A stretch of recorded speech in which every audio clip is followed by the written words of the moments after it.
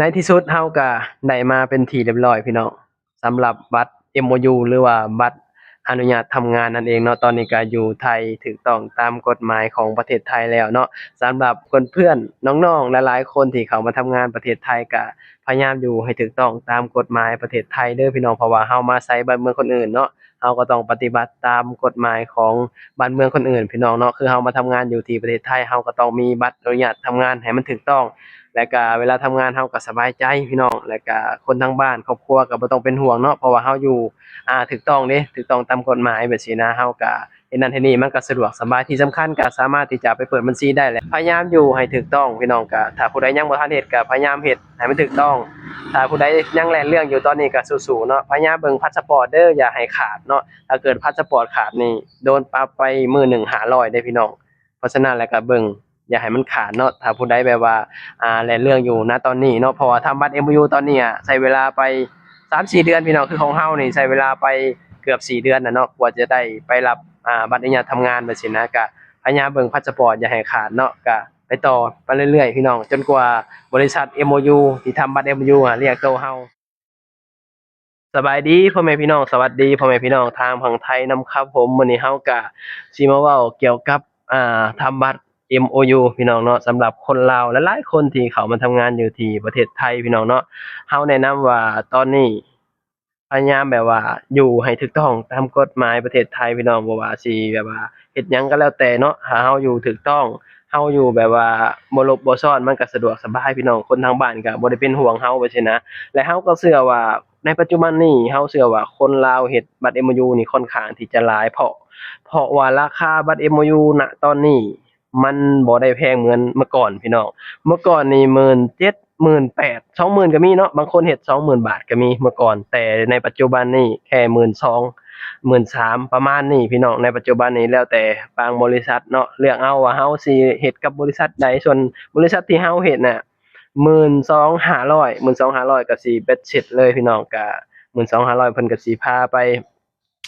นอนอยู่เวียงจันทน์คืนหนึ่งเนาะแบบบริษัทของคนไทยอะนะพาไปเที่ยวสถานที่ต่างๆว่าซั้นนะถ้าเกิดว่าผู้ใดติดตามเราเนาะก็สิรู้ว่าเราลงคลิปให้พี่น้องเบิ่งได้ชมเนาะว่าเราไปเที่ยวตามสถานที่ต่างๆของประเทศลาวหรือว่าเมืองหลวงของประเทศลาวแหละพี่น้องแต่ว่าก็ยังมีคลิปอยู่เดี๋ยวก็สิลงคลิปให้พี่น้องแบบว่าได้เบิ่งได้ชมนำกันเนาะว่าเราไปเที่ยวไสแหน่แบบซี้นะ นั่นแหละพี่น้องก็อยู่ไทยก็พยายามแบบว่าอยู่ให้ถูกต้องตามกฎหมายของประเทศไทยเนาะเราเชื่อว่าตอนนี้คนลาวหลายคนก็พยายามที่จะอยู่ให้ถูกต้องเนาะเราก็คนหนึ่งแหละเราอยู่ที่ประเทศไทยนี่เราก็อยู่ถูกต้องมาโดยตลอดเนาะแล้วก็ช่วงหนึ่งบัตรเราเบิดพี่น้องบัตรเราเบิดบ่ว่าสิเป็นพาสปอร์ตพาสปอร์ตเบิดแล้วก็มีไอ้บัตรอนุญาตทำงานเบิดคือเบิดทุกอย่างถ้าผู้ใดติดตามเราสิรู้ว่าช่วงนั้นเราก็อ่า วิ่งทำบัตรทำพาสปอร์ตใหม่เนาะแล้วก็สิทำบัตร MOU แบบซี้นะเพราะว่ามันเบิดทุกอย่างเด้พี่น้องคือพาสปอร์ตของคนลาวเขากำหนดให้10ปีพี่น้องแต่ว่าบัตรเนี่ยทำงานน่ะกำหนดให้แค่4ปีเนาะเราก็ต้องแบบว่าของเราเบิดทุกอย่างเราก็ต้องทำเรื่องใหม่ทุกอย่างพี่น้องเราก็เลยแบบว่าไปเฮ็ดพาสปอร์ตใหม่อยู่ที่สถานทูตแล้วก็กลับเมื่ออยู่บ้านแล้วก็เข้ามาใหม่พี่น้องเพื่อที่จะเอาพาสปอร์ตนี้ทำเรื่อง แบบว่าทำบัตร MOU แบบซี้นะสำหรับคนที่แบบว่าอ่าบัตรทำงานใกล้สิเบิดพี่น้องเราแนะนำว่าเราแบบว่าทำเรื่องไว้เนิ่นๆเนาะอย่างเช่นแบบว่าบัตรอนุญาตทำงานนี่เขาเจ้าให้แค่4ปีเนาะถ้าเกิดว่าเราของเรานี่ได้แล้วแบบว่าประมาณ3ปี6-7เดือนสิเราก็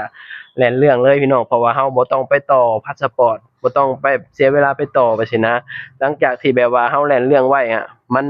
3 เดือนมันถึงจะได้ข้ามไปนครหลวงเวียงจันทน์หรือว่าไปด่านหนองคายนะถึงจะได้บัตรอนุญาตทำงานใหม่จังซี้นะพี่น้องก็แนะนำว่าให้แล่นเรื่องไว้เนิ่นๆมันถึงจะบ่เสียเวลาเราแล้วก็บ่ต้องไปต่อบัตรต่อหยังคือเราเนาะเราก็ต้องไปต่อบัตรจนน่ะเราไปต่ออยู่สระแก้ว2เทื่อพี่น้องเนาะถ้าผู้ใดติดตามเราอะนะเราไปต่ออยู่2เทื่อแต่ว่าช่วงเราไปเรารู้สึกว่าคนน่ะน้อยลงพี่น้องน้อยลงหลายเนาะเพราะว่าเราเชื่อว่าหลายๆคนก็ อ่าทำบัตร MOU หลายเนาะคือหยังเราเว้าว่าบัตร MOU ตอนนี้มันก็ราคาบ่ได้แพงเหมือนเมื่อก่อนหั้นเดะคนก็เริ่มแบบว่าเฮ็ดหลายขึ้นเราว่าประมาณแบบว่าเงินเดือนเดือนหนึ่งเราก็บางคนพอเดะเพราะว่าบางคนน่ะเงินเดือนแบบ17,000 18,000ก็มี15,000 16,000จังซี้นะเราว่าเดือนหนึ่งพอแต่ของเราที่เราบอกไปเนาะที่เราลงคลิปไปของเงินเดือนเราที่แบบว่า ที่เฮายังเป็นหนี้เจ้านายอยู่คือแบบเฮาบ่ให้เจ้านายหักเบิดเฮาก็เลยแบบว่าเฮาก็เลยแบบยังบ่พอเนาะยังตอนนี้ก็ยังเป็นหนี้เจ้านายอยู่เดี๋ยวสิ้นเดือนก็สิแทนเพิ่นแต่ว่าเพิ่นก็บอกแหละว่าถ้าให้หักเบิดก็หักเบิดถ้าเกิดว่าบ่ให้หักเพิ่นก็บ่หักว่าสิแล้วแต่เฮาว่าซี้นะก็ยังดีแบบว่าเจ้านายเพิ่นออกช่วยเฮาเนาะสำหรับเฮาเด้เจ้านายออกช่วยครึ่งหนึ่งพี่น้องแต่สำหรับคนอื่นบ่ฮู้เนาะว่าเป็นจังได๋ว่าซี้นะเพราะว่าแต่ละบ่อนแต่ละที่มันก็สิบ่คือกันพี่น้องคือบ่อนเฮาก็เจ้านายเพิ่นช่วยครึ่งหนึ่ง เฮาก็เลยว่าโอเคแบบว่าอย่างน้อยเจ้านายเพิ่นก็ช่วยเฮาแบบซี้นะยังแบ่งเบาแบบว่าค่าใช้จ่ายเฮาเพราะว่าเฮาก็ทุกเดือนน่ะเฮาก็สิฝากเงินมาให้ลูกแบบซี้นะถ้าเกิดว่าเฮาให้เจ้านายหักเบิดเดือนนี่ครบแล้วเบิดทุกอย่างเลยแบบซี้นะเฮาก็สิบ่มีเงินส่งให้ลูกเฮาก็เลยตัดสินใจว่าให้เจ้านายเพิ่นหักไปครึ่งหนึ่งก่อนเพราะว่าเพิ่นช่วยเฮาประมาณ6,000กว่าแบบซี้นะเฮาก็เลยว่าให้เพิ่นหักไปประมาณ3,000กว่าก็เหลือ3,000ถ้วนตอนนี้ เดี๋ยวสิ้นเดือนหน้าก็สิให้เพิ่นหักไปเลยก็สิจบไปซี้นะ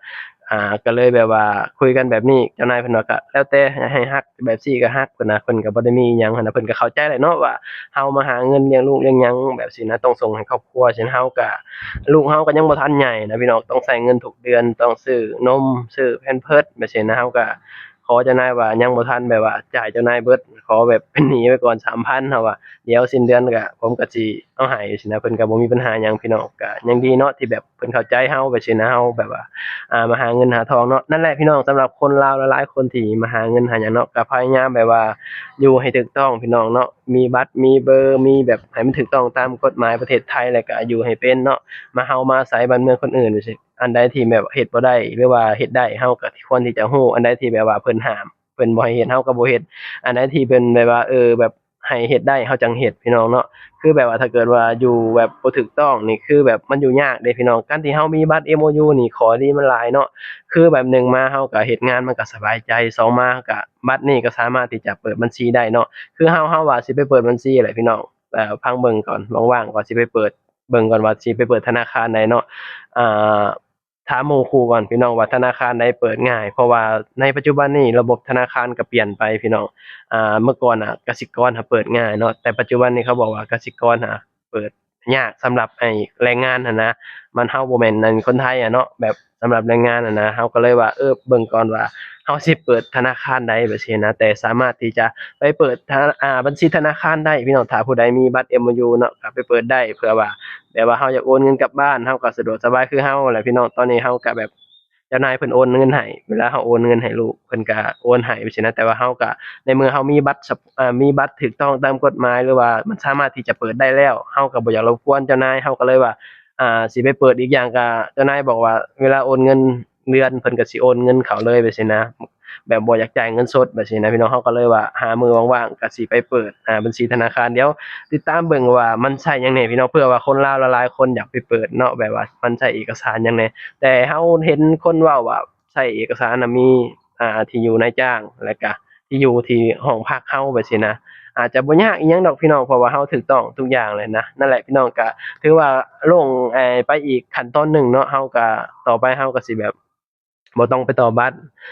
แล้วก็บ่ต้องไปเสี่ยงแบบนั่งรถนั่งรางแบบซี้นะพี่น้องการที่เราไปต่อบัตรอยู่ที่สระแก้วมันเสี่ยงเดะพี่น้องเนาะ เราเดินทางไปสิแน่นอนแหละมันก็คือว่าแหละอุบัติเหตุมันเกิดได้ตลอดพี่น้องก็ที่ผ่านมาก็มีข่าวไปสินะแต่ว่าไผก็บ่อยากให้เกิดดอกแต่ว่าอุบัติเหตุน่ะมันเกิดได้ตลอดพี่น้องแล้วก็เราก็ลดขั้นตอนที่เดินทางหรือว่าแบบว่ามันก็โล่งไปอีกขั้นหนึ่งแล้วก็สบายใจพร้อมพี่น้องที่เราอยู่มันถูกต้องตามกฎหมายประเทศไทยไปสินะเราคนหนึ่งเราที่ผ่านมาเราก็อยู่ถูกต้องมาตลอดแหละแต่ว่าเพียงแต่ว่าบัตรเรานี่มัน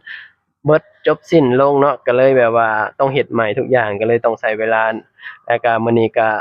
ถือว่าโล่งไปพี่น้องเพราะว่าเราได้ในสิ่งที่เราอยากได้นะเพราะว่าการที่เราอยู่ถูกต้องตามกฎหมายสิเราก็สบายใจแล้วก็คนทั้งบ้านเราก็พ่อแม่ครอบครัวก็สบายใจแบบว่าเราอยู่แบบว่าโดยที่บ่ต้องแบบว่าหลบๆซ่อนๆหรือว่าบ่ต้องไปต่อบัตรอยู่ที่สระแก้วจั่งซี้นะการเดินทางเราคนหนึ่งเราบ่มักการเดินทางเนาะเราบ่ฮู้ว่าเป็นหยังเราบ่ค่อยมักการเดินทางอะนะ ไปต่ออยู่ที่สระแก้วก็ตอนนี้พี่น้องอยู่ที่สระแก้วที่เขาไปต่อตอนนี้คนก็บ่ค่อยหลายแล้วบ่คือเมื่อก่อนคนหลายหลายเนาะแสดงว่าในปัจจุบันนี้คนลาวเฮ็ด MOU ค่อนข้างที่จะหลายเพราะว่ามื้อที่เราไปมีอยู่3บริษัทเนาะที่เขาเจ้าเอาข้ามไปไอ้นครหลวงจันทน์อยู่ที่ด่านหนองคายหลายพี่น้องมื้อน่ะ แต่ว่ามื้อที่เฮาไปอะเขาเจ้าบอกว่ามีอีกเมื่อก่อนน่ะหลายกว่านี้เขาเจ้าว่าแสดงว่าคนลาวเฮาเฮ็ด MOU นี่หลายพี่น้องนั่นแหละพี่น้องก็ขอบคุณพี่น้องหลายเนาะที่เสียสละเวลาเข้ามาเบิ่งมาชมตอนนี้เฮาก็สิปิดคลิปแล้วเนาะก็สู้ๆพี่น้องเป็นกำลังใจให้สำหรับคนที่มาขายแรงงานอยู่ที่ประเทศไทยพยายามเก็บเอาพี่น้องเนาะอยู่ไทยอะมีงานทำมีเงินอยู่บ้านเฮาก็บ่ฮู้ว่าสิหาไสพี่น้องเนาะบ้านเฮาหาเงินค่อนข้างที่จะยากดีในแต่มาหาเงินอยู่ที่ประเทศไทยเนาะ คลิปนี้ก็เอาไว้เพียงเท่านี้พี่น้องเอาไว้พอกันคลิปหน้าเดี๋ยวเราสิเอาเดี๋ยวเราสิลงคลิปที่ว่าไปเที่ยวอยู่ลาวให้พี่น้องได้เบิ่งได้ชมอีกเนาะมีอยู่ประมาณ2-3คลิปพี่น้องพอกันคลิปหน้าพี่น้องสบายดีสวัสดีครับผม